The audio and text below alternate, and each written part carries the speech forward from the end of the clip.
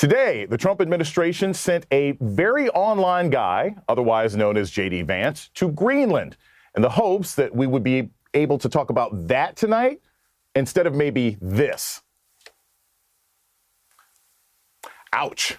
Couldn't find anyone to do a photo op with Usha Vance. Maybe they're just not that into you. But yeah, Trump might prefer that you read instead of, say, checking your bank account or your 401k or your grocery receipts. Because Donald Trump didn't want to do anything that was going to get you to pay attention to prices today. Today, U.S. stocks plummeted after the news that inflation has gone up at 2.8% and consumer sentiment has dropped at a 2-year low. As one Fox Business anchor put it, this is a tough way to end the week. Woo, folks, this is a tough way to end the week if you're long the market. If you're long gold, you're happy, but Dow is losing about 724, the S&P down 113, the NASDAQ down 484. That will do it for us. Hello, folks. Welcome to Kudlow. I'm Larry Kudlow.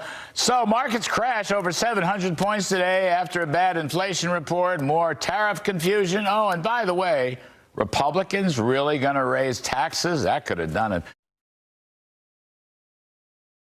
Into the second term of the Trump presidency, and Americans are not happy with the Trump economy.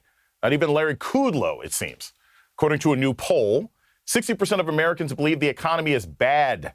And once again, Donald Trump's tariff threats are fueling that pessimism. This week, Donald Trump threatened a 25% tariff on imported vehicles.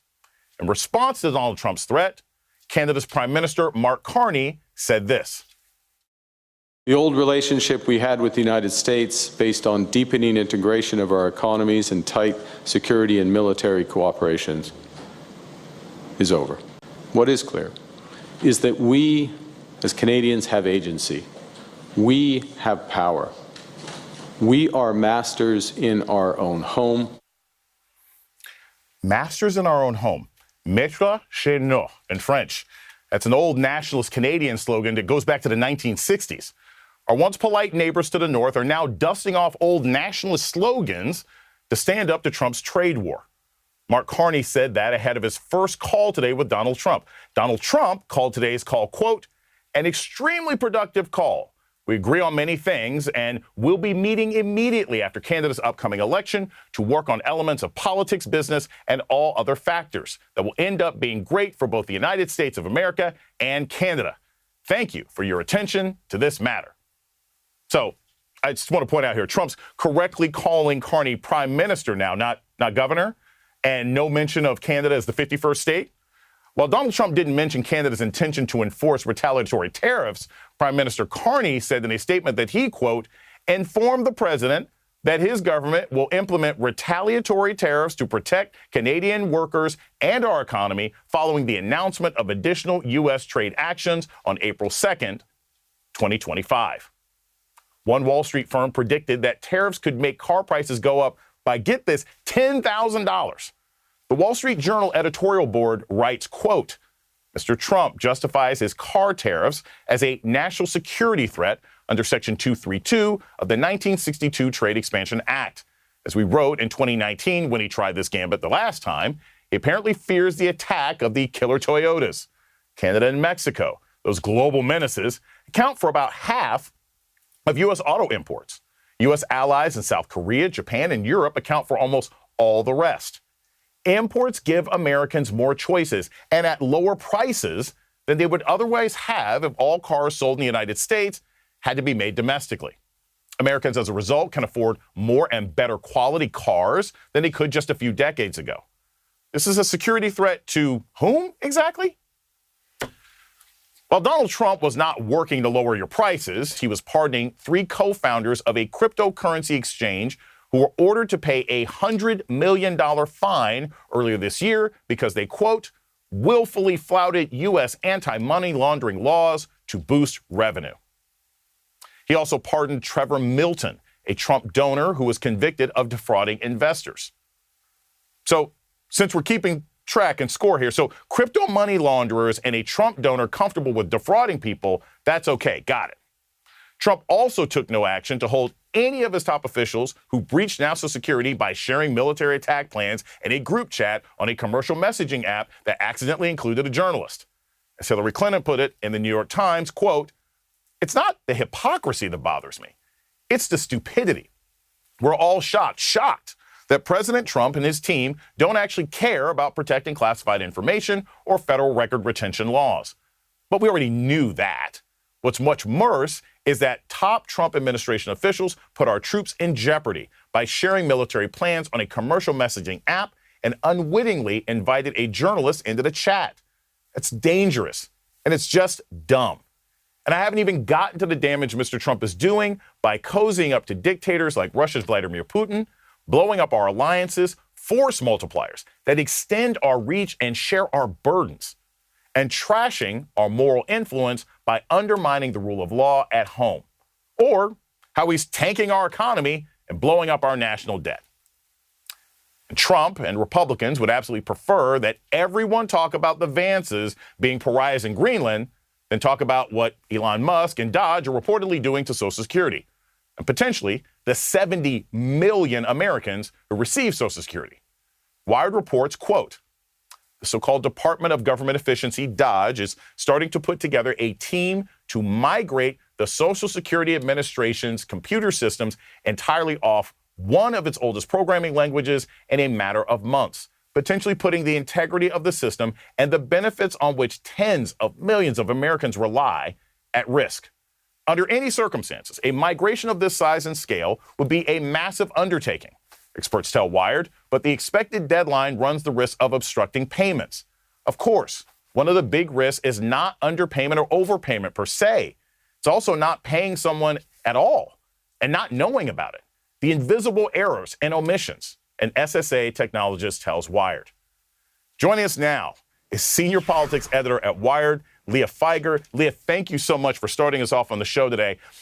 I just want to say this because there are so many different terrible things that Elon Musk has attempted to do to our government.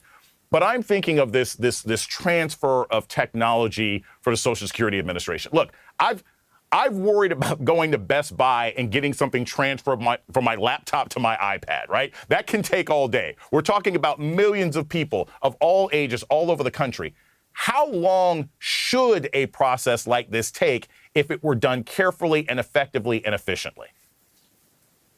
Hi, Jason. Thank you so much for having me. Look, the Social Security Administration has actually looked into moving its systems off of COBOL for years now. It's an archaic coding system from the 1950s, and they've looked into moving it onto something more modern like Java. But during this, they predicted that a migration would take 5 years to safely happen. And Dodge's team wants to do it in months. So that sounds crazy. I mean, just to be perfectly clear. But here's the other problem, and I'm curious, based on your writing and your reporting, how do they plan to do that? Because usually, if you're going to do something faster than the estimated timeline, it's because you're going to put more people on the job, right? If it takes 3 years with 1,000 people working 24 hours a day, I'll put 3,000 people, and then maybe we can take 1 year. How is Dodge planning on doing this so much faster? How are they taking a 5-year job and turning it into a 4-month job? Because it doesn't seem like they're hiring new people. If anything, they're cutting people out of the government. Right. Well, sources told Wired reporter McKenna Kelly that in order to migrate all of this code into the more modern language within a few months, they'd likely need to employ some form of artificial intelligence to help translate the millions and millions lines of code. This is an undertaking that could really break just so many things. Even minor changes could result in massive failures across programs, delaying payments, miscalculating payments, and losing beneficiary data entirely and across the way. It's a really, really dangerous thing that could be coming soon. And Leah, I want to just close with this because this is also something that concerns me. How much can we trust who's responsible for this transfer? Because a lot of these people who seem to be working for Elon Musk, they're under his supervision, but they're not really being held accountable by Congress. We don't know who's doing this. We don't know if there could be leaks of this information. This is very private, intimate information about millions of Americans that could be sold to anybody. How do we know who's actually going to do this job? And are they accountable to anybody other than Musk? That's a great question. And while it's not clear to us exactly when this project would begin, sources are anticipating it happening soon. And Steve Davis, a senior Doge leader and one of Elon Musk's key lieutenants who's been with him at a number of his other companies, is organizing this effort. And Wired reporting last week actually showed that there were so many more Doge people at SSA than anyone had previously thought, and possibly among the largest Doge units deployed to any government agency. And we're talking about names that have popped up time and time again. Akash Boba, Scott Coulter, Marco Elez, Luke Ferreter. These are familiar names if you've been following all of this. And again, really key to this, they don't have experience in these massive government systems. They don't have government experience. So in terms of who they are loyal to, that's a really difficult question that I don't feel comfortable getting into. But we know that they have largely worked with Musk organizations in the past. They were brought in by Musk lieutenants, and they're the ones with the keys to the kingdom right now. In other words, Leah Feiger, we don't know if we can trust them at all. Thank you so much for starting us off with that sobering news tonight. Great reporting. Thank you. Joining us now is Democratic Congressman Robert Garcia of California. He serves on the House Oversight Subcommittee on Government Efficiency. Congressman, thank you so much for joining us this evening. I'm going to start with this. It's the sort of final question that I had for Leah. What's the oversight here? Right? I mean, Social Security information is incredibly important. It's not just Social Security numbers. It's who gets paid. It's how much they get paid. It's where they live. Who is watching the watchmen here? And is there anything that Congress can do to provide oversight while this process is happening? Yeah, well, thanks. Look, I literally right now just walked off the stage of a huge town hall that we had here back in my home district. I'm actually here backstage of this town hall. And this exact question we actually just discussed. What people want, first and foremost, is for Congress to fight like hell and to match the energy of the people on the ground. We know that right now we're actually winning some of these cases in the courts. About half the cases that we have filed in a variety of programs and a variety of different courts, we have won. People pushing back is also working. People are beginning now to activate, to organize, to push back in new ways, to call members of Congress, to call their leaders. That is also beginning to work. And in Congress, while we don't have the majority, there are certainly people that are pushing back and fighting hard. They're demanding answers. They're pushing back on unpopular policies. And in many of these cases, the White House is now actually retracting some of what they're doing. I mean, think about when they have tried in the past to, for example, cut some of the aid that we've been sending out to nonprofits. As it relates to Social Security, there's no mistake. They're trying to damage Social Security as we speak. But we are going to the courts. We are launching our own investigations, even if we don't have the majority. And we're speaking out, trying to get Republicans to also do the right thing. We only need 3 Republicans to join us to actually stop some of these cuts. Congressman, one of the things that we hear a lot here at the network, the polling, is that the American people are frustrated, right? And they want the Democratic Party to be an opposition party, not just the party out of power, but opposition. But also, people want to hear a plan. So when I hear you say that you're pushing back and you're fighting in the courts, legislatively, is there anything that the Democrats can do right now? Is there any bill that's important to Republicans that Democrats can refuse to support in order to have some leverage in these negotiations? Because as much as people may want to march in the streets and as much as they want to sue in the courts, many Americans still feel like not enough is being done as their rights, their benefits, and their freedoms are being snatched in front of them every day.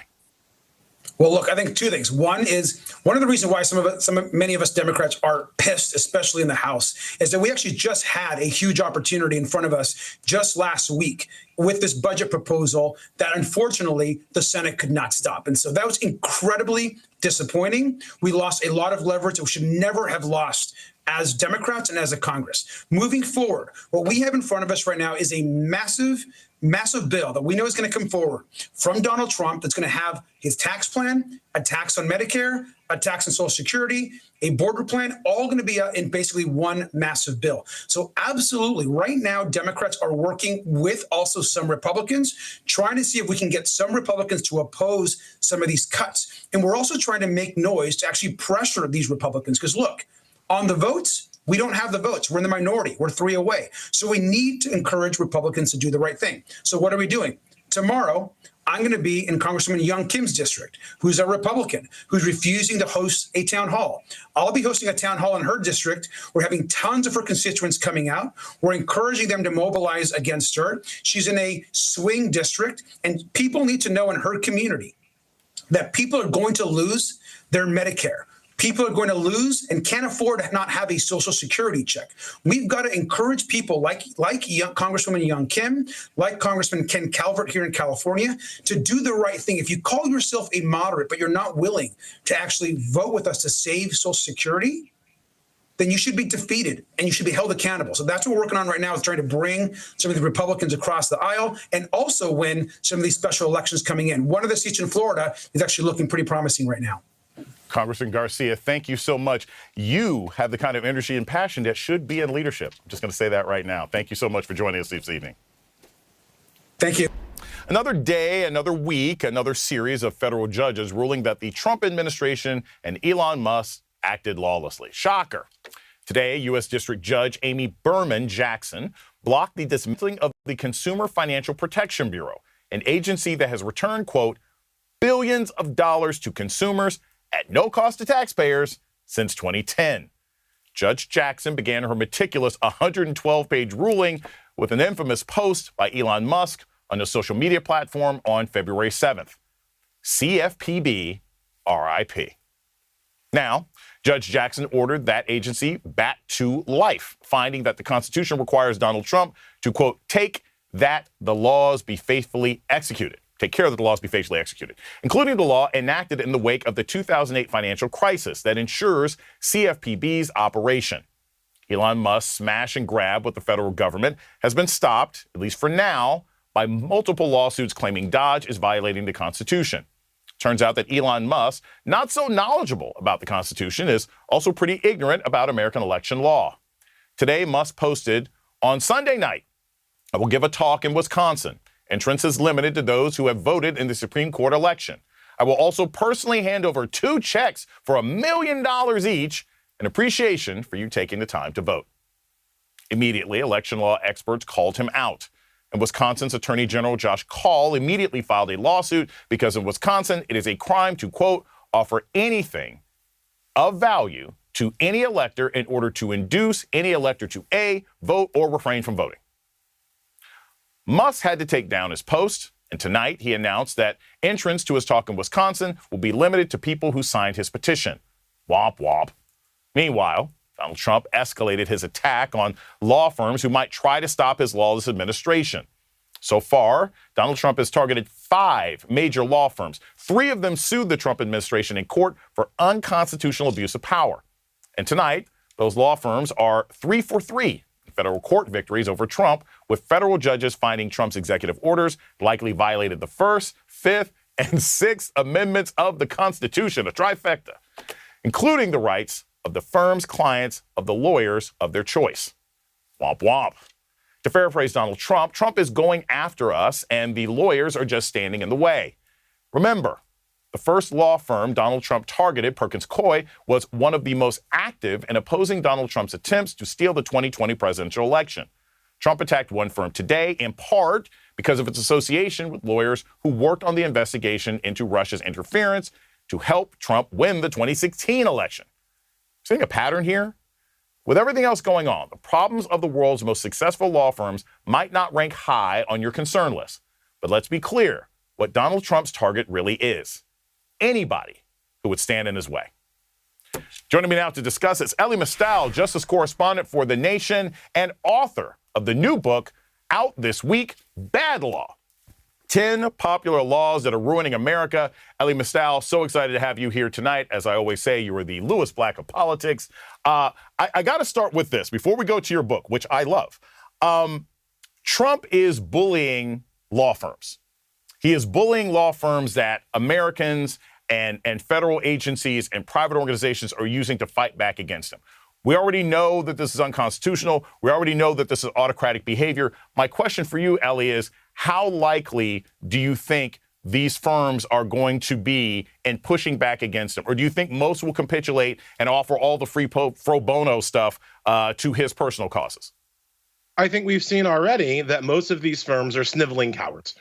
And their sniveling cowardice is particularly heightened because these are some of the most powerful people in our system, in our country, who have the least to lose from Donald Trump. There are people out there right now risking their careers, some of them risking their lives, some of them risking deportation and rendition straight out of this country to oppose this fascist regime. And yet the lawyers, the rich lawyers, the white shoe lawyers, as they are called in the industry, the people with the most ability to defend themselves in court from Donald Trump, are bending the knee and folding like cheap chairs. And it is a sniveling cowardness that we are seeing from big law firms. One of the things that I really want people to focus on is a letter from Brad Karp, the managing partner of Paul Weiss, one of the first firms to capitulate to Donald Trump. He basically said that, well, he couldn't stand up to Donald Trump because if he did,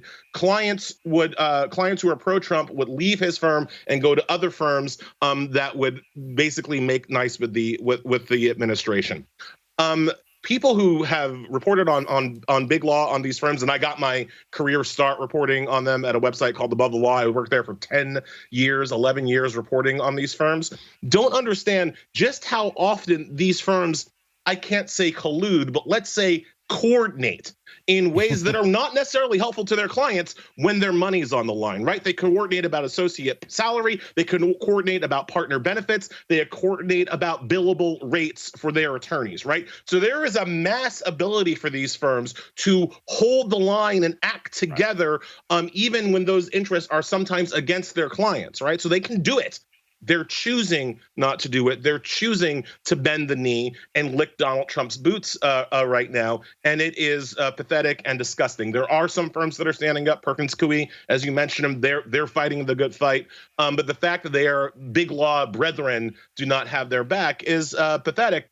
But as you say, Jason, this is kind of how authoritarianism works. This is how dictatorships work. It doesn't have to happen to everybody. It just has to happen to a few people, to a small group of people, and it scares and it chills and it cowers everybody else. I want to switch now to your book. And here's what's interesting about bad law, 10 laws that are sort of ruining America. I don't know if you have this experience, Ellie, but I've seen this a lot of times with scholars and academics.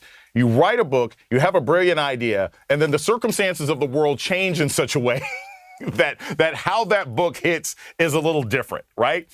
I'm sure when you started writing bad law, it was like, we'll still have a semi-functional democracy and judiciary in place that might be able to learn something from what I'm writing about. But in our current environment, where judges are being intimidated, where law firms are being intimidated, where people are bending the knee, where the institutions that are supposed to protect us are folding like lawn chairs, I want to ask from a philosophical standpoint, what do you want people to take from this book in a time where it appears as though this country is moving towards lawlessness?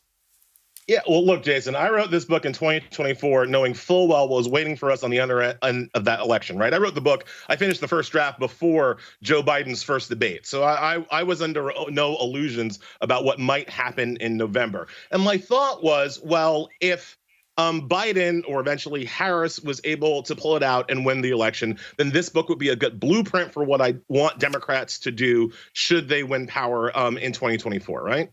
If the other thing happens, and we are now living in the other thing happening, well, then this book becomes my first best attempt to start writing Project 2029, right? Because if you think about Project 2025, they didn't start writing that, after Biden's first debate. Right? They started writing that in 2021 when they had no power. That's why Republicans, whenever they come into office, they come in with a hammer ready to smash things. When Democrats come into office, we come in with some tape and some super glue and some ideas about how to put things back together and protect institutions. And I want people to take from this book, nah, bro, there are some things we can smash, right? I got Mohilner behind me, right? We can pick up a hammer and smash some of these things that Republicans continually erect to frustrate progress, to frustrate fairness, to frustrate democracy and equality in this country. And so what I want people to take from the book is that there actually are things that we can do beyond saying orange man bad. right? There are things that we can do as a society and as a party to make our world better. And while that's not going to happen right now we are in survival mode. At some point, one hopes that we will come out of it. And when we come out of it, I at least want to be one of the guys with a plan for what to do with it if we ever are allowed to get power again. I tell you, Ellie, if there's anybody out there who is noble enough to lift that hammer, it is you. Thank you so much for joining us this evening on The Last Word. Punching fist, American flag, fire.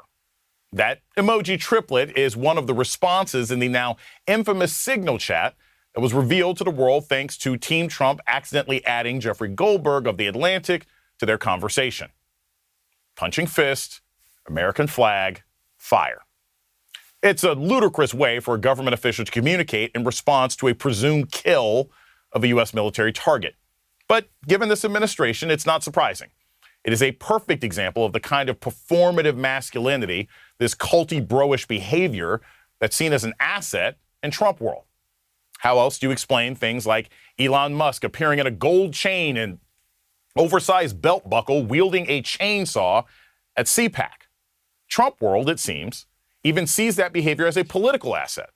That concept is explored in a new opinion essay in the New York Times by American University professor Rachel Louise Snyder, who's written extensively about misogyny and violence against women. Quote, "We live in a new world where words like women, gender, and trauma are banned or limited in research studies. Phrases like women are property and gay people are mentally ill are no longer violations of conduct at Meta. The fringe went mainstream and then became the U.S. government. This fringe mainstream mentality is going global and going viral. Polls show young women are moving more to the political left than young men in the age of Trump. And The Independent reports, quote, 60% of Gen Zers believe political leaders, including U.S. President Trump, are fueling misogynistic and divisive language online. This toxic bro culture is driving young women away from social media platforms, according to a recent Amnesty International UK poll. This online toxic bro culture is at the heart of Netflix's newest hit miniseries, Adolescence. Our next guest, Chloe Comby, watched Adolescence with over 100 young people and wrote about it for The Independent. Quote, Adolescence depicts the fallout after 13-year-old Jamie Miller murders his female classmate.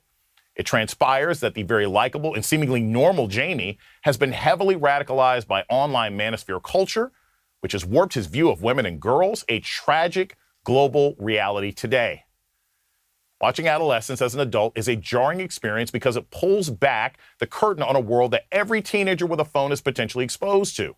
But watching it with teenagers and young adults made me realize that while the problem is prevalent among young people, the solutions might lie with them too.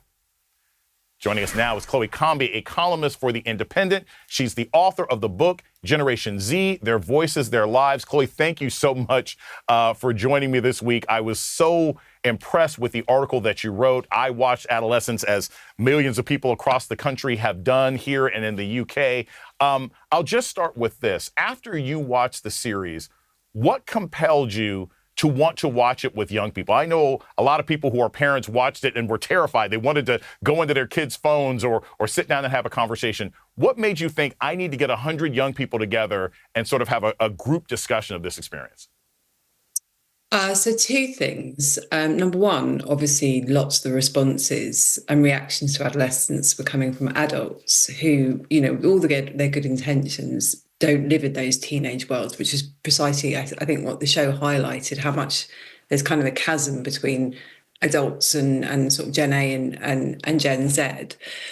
But the second one was, lots of my work revolves around working with and researching young people. I've interviewed thousands of young people for books and podcasts, is quite often we have a tendency to really focus on the very worst of young people and sort of really exacerbate the bad stuff.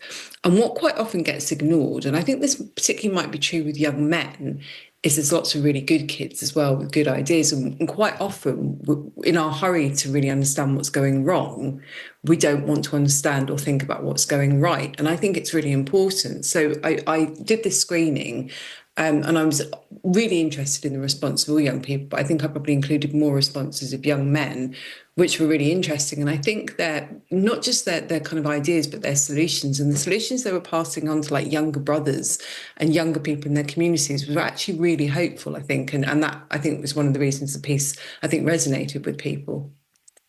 Yeah, one of the things that I was fascinated by is you said, when you talk to these young people, the happiest young men were the ones who had community outside of online spaces. They're the ones who had a football team. They were the ones who may have been active in their churches. They're the ones who had good relationships with older brothers and sisters and things like that.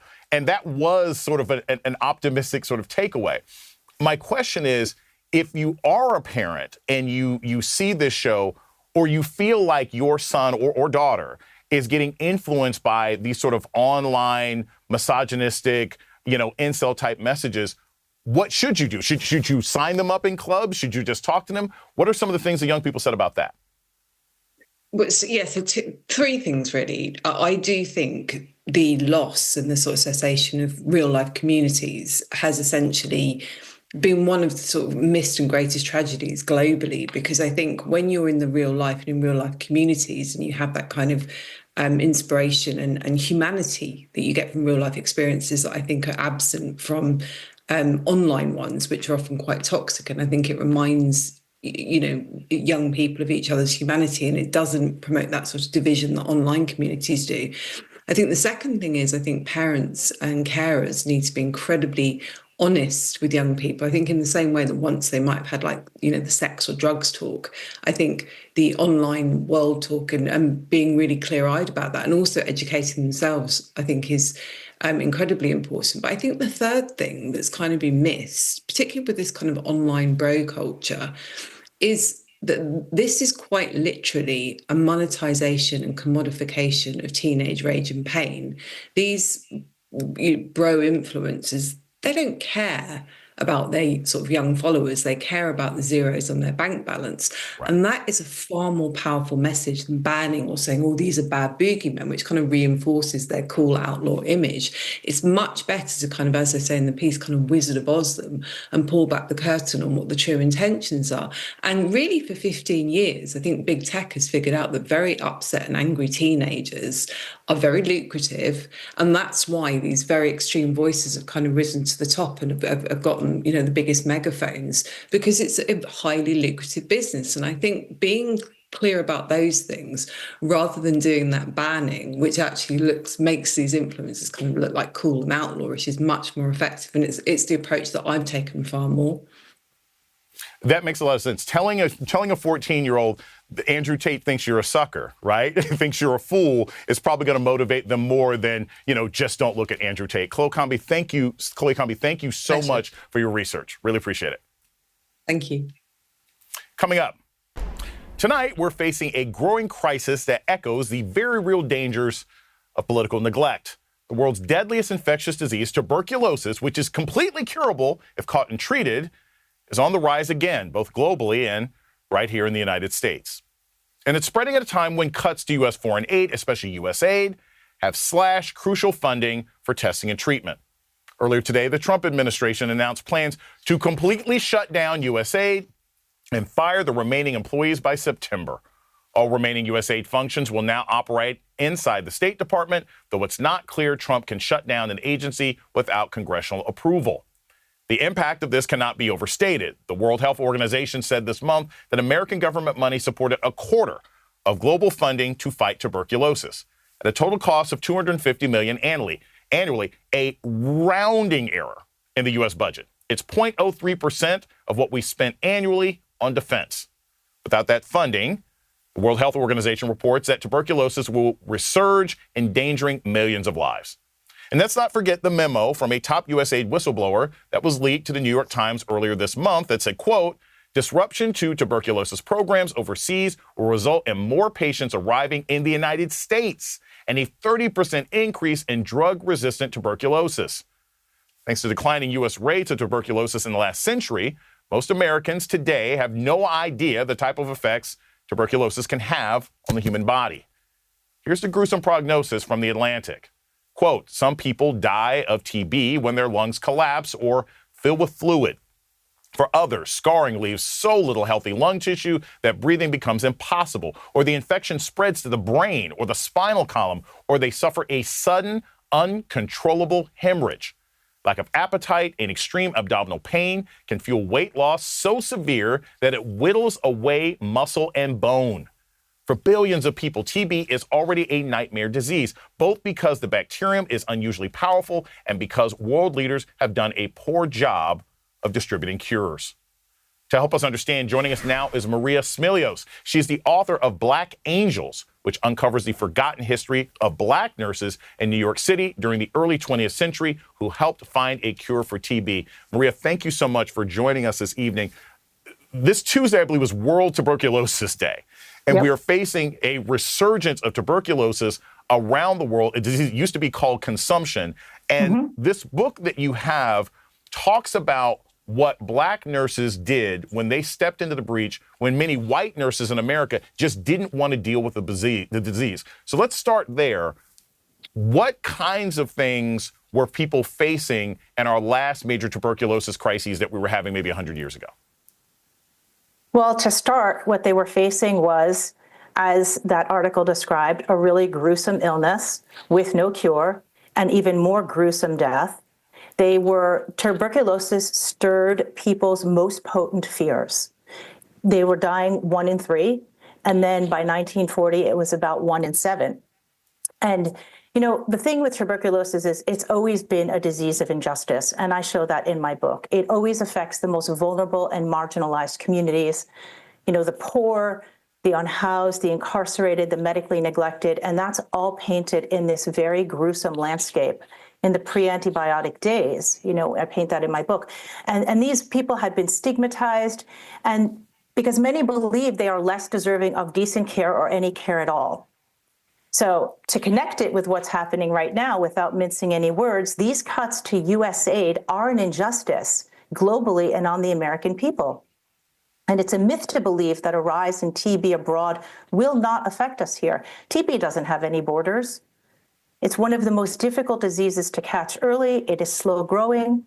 Most diagnoses happen between 3 and 6 months after someone gets infected. So that means they are contagious and they are spreading the disease. So it's essential to keep TB rates down here and abroad. And one of the amazing things I really, really enjoyed this was very detailed. It's frightening. It's almost like a mystery in its own sort of way. Is many of the Black women that stepped into this breach to serve this disease, they were unknown. They weren't necessarily given the sort of respect for some of the innovations and things that they came for. Do we see similar problems now? Do we see that in how, say, first-line people fighting COVID were ignored, or the way that U.S. aid is being cut? Are we seeing a repeat of mistakes of the past of marginalizing the marginalized who have come forward to fight this disease? Oh, absolutely. I mean, health equity isn't just about patients. And I want to say that the patients in my book were probably, you know, the incredible victims of xenophobia and blame for a disease that wasn't their fault, because tuberculosis is a social disease and it's a disease of marginalized populations. But to get back to the nurses, you know, the Black Angels in my book, it was a name given to them by the patients, are very similar to, you know, the nurses who took care of COVID patients. You know, caregiving labor has always been racialized and undervalued in America. And during the TB crisis in New York, after the white nurses walked up, it was the Black nurses who were called up to care for these patients, who were considered second-class citizens. And we continue to rely on women of color to bear the burden without proper recognition and support. Maria Smilios, thank you so much. Your book is Black Angels, the untold story of nurses who helped cure tuberculosis. It is a fascinating book. I encourage everyone to check it out. Thank you. Before we go, we want to bring you some breaking news from the Wall Street Journal. Quote, Defense Secretary Pete Hegseth, who is facing scrutiny over his handling of details of a military strike, brought his wife, a former Fox News producer, to 2 meetings with foreign military counterparts where sensitive information was discussed, according to multiple people who were present or had knowledge of the discussions. The report notes, quote, a secretary can invite anyone to meetings with visiting counterparts, but attendee lists are usually carefully limited to those who need to be there, and attendees are typically expected to possess security clearances given the delicate nature of the discussions, according to defense officials and people familiar with the meeting. There's often security near the meeting space to keep away uninvited attendees. Hegseth's wife, Jennifer Hegseth, isn't a Defense Department employee, defense official said. It isn't uncommon for spouses of senior officials to possess low-level security clearances, but a Pentagon spokesperson declined to say whether Jennifer has one. Jennifer didn't respond to requests for comment.